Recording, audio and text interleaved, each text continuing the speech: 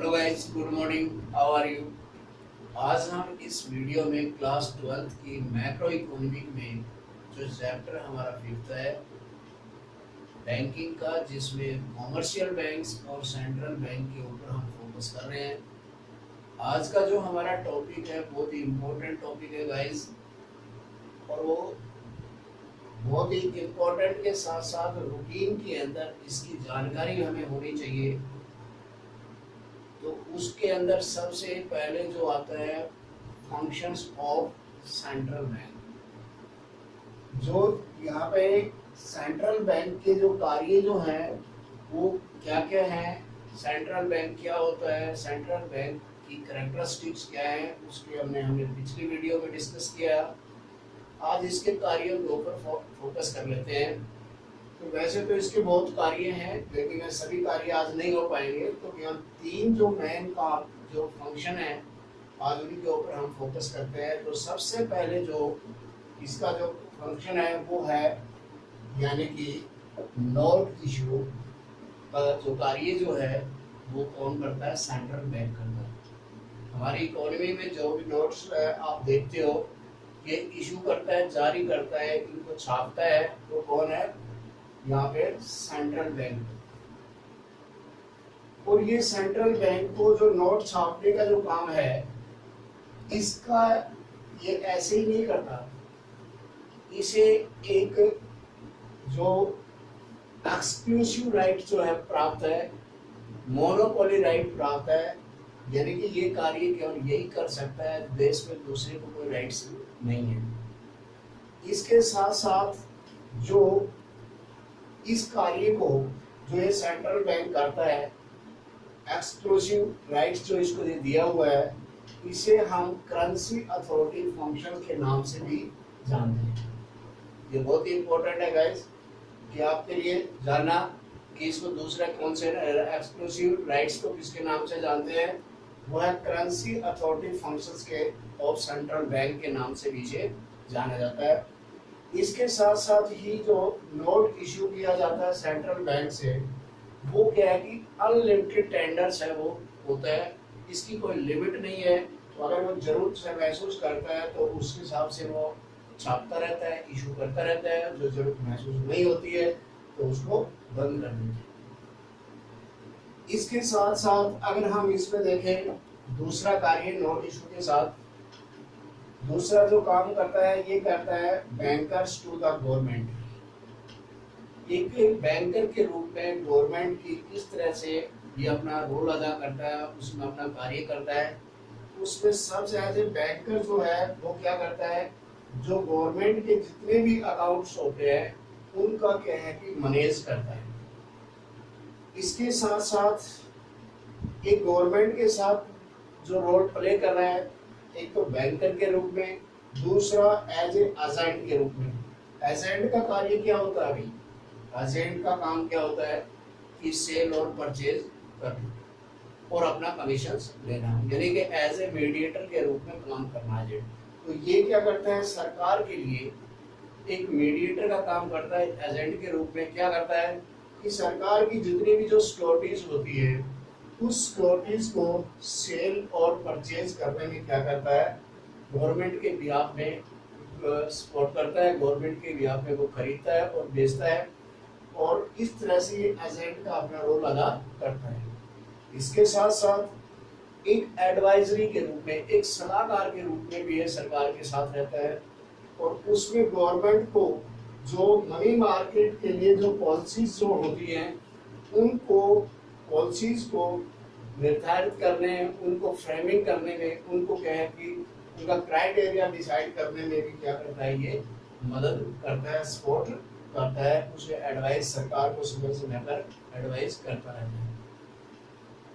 इसके साथ साथ अगर हम देखें तो जो सेंट्रल बैंक है वो गवर्नमेंट को क्या करता है, ऑफर करता है इसके बारे में कि अगर गवर्नमेंट को लोन की जरूरत पड़ती है तो सिक्योरिटीज के ऊपर और ट्रेजरी बिल के ऊपर क्या है कि वो सरकार को क्या कर देता है, लोन भी प्रोवाइड करता है। और सरकार ये लोन कब लेती है, जब उसका एक्सपेंडिचर जो है वो ज्यादा हो जाते हैं, या हम ये कहते हैं कि रिवेन्यू जो है उसकी फॉल इसमें short the of its expenditure. Revenue कम हो जाती है और एक्सपेंडिचर ज्यादा हो जाता है, तो उस अवस्था में सरकार उसे पूरा करने के लिए रिजर्व बैंक से और सेंट्रल बैंक से क्या करती है, लोन का प्रस्ताव रखती है। और उसे जो हम क्या कहेंगे, ऐसी सिचुएशंस को डिफिसिट्स गवर्नमेंट बजट के नाम से जानते हैं।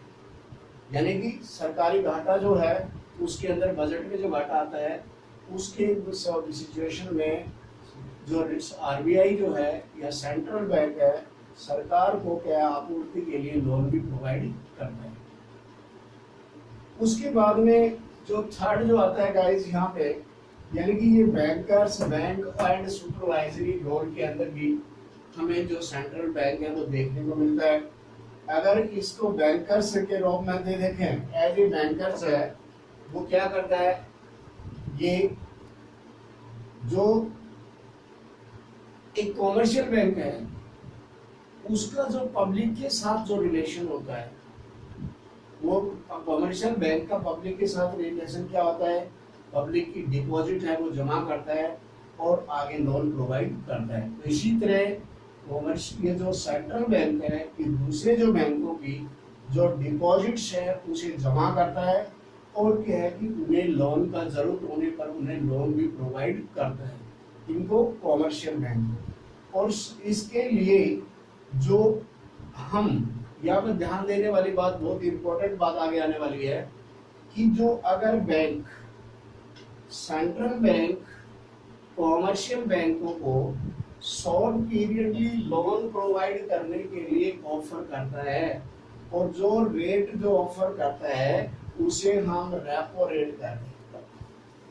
देखिए, कॉमर्शियल बैंकों को सेंट्रल बैंक, जैसे कि हम पब्लिक जो है बैंकों से लोन लेती है तो उसके ऊपर bank rate of interest charge करता है। इसी तरह सेंट्रल बैंक है कॉमर्शियल बैंकों को शॉर्ट पीरियडली लोन लेने के लिए जो रेट ऑफर करता है, जो रेट निर्धारित करता है, उसे क्या है कि रेपो रेट के नाम से जानते हैं। क्यों?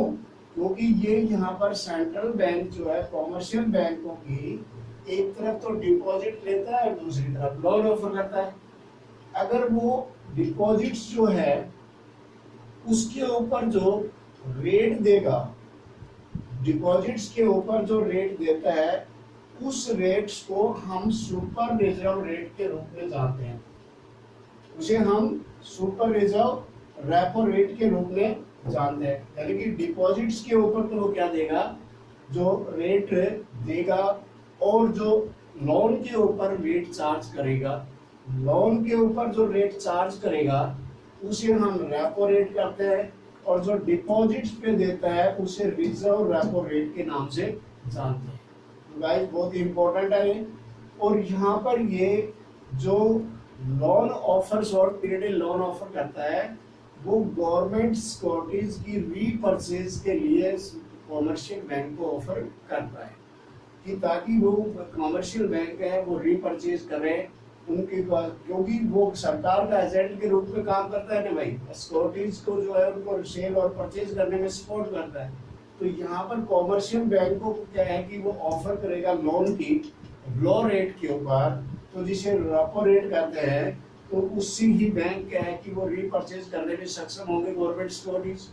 लेकिन जो उनकी जो बैंकों में जो डिपॉजिट्स होती है, कॉमर्शियल बैंकों की जो सेंट्रल बैंक के पास डिपॉजिट होगी, उसे हम रिजर्व रेपो रेट के रूप में जानते हैं। और यहाँ पर जैसे आम पब्लिक जो बैंकों में जमा कराती है उसका रेट कम होता है और जो लोन लेती है उसका रेट ज्यादा होता है, तो उसी तरह क्या होता है कि अगर हम देखें तो जो रिजर्व रेपो रेट जो है वो कंपैरेटिव रेपो रेट के 1% कम पाया जाता है।